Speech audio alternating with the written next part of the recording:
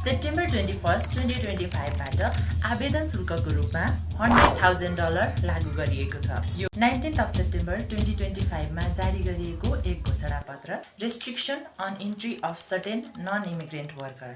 यो भिजा कार्यक्रमलाई दुरुपयोग गर्नबाट जोगाउन र अमेरिकी कामदारहरूको संरक्षण गर्न सुधार गर्ने महत्त्वपूर्ण र प्रारम्भिक कदम चालेको हो। यस घोषणापत्रले नन इमिग्रेन्ट वर्कर र अमेरिकन वर्करलाई भने आफ्नो आफ्नो तरिकाले इम्प्याक्ट पर्ने देखिन्छ।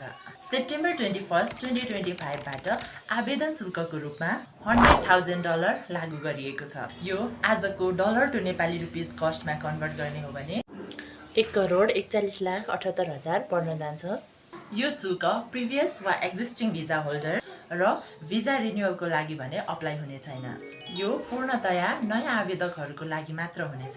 के हो त H1B भिजा प्रोग्राम? यो एक नन इमिग्रेन्ट वर्क भिजा हो जुन युएसमा टेम्पोररीली स्किल्ड वर्करलाई दिइन्छ। यो मुख्य रूपमा स्पेशलिटी अकुपेसनको लागि हुन्छ, जसमा इन्जिनियर, आइटी, हेल्थ केयर र फाइनेन्स जस्ता पेसा समावेश छन्।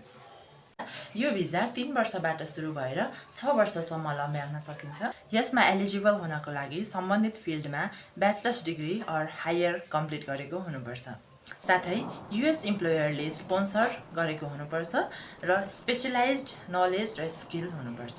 सो आजको लागि H1B भिजा अपडेट यति नै। Thank you so much for watching and see you in the next one.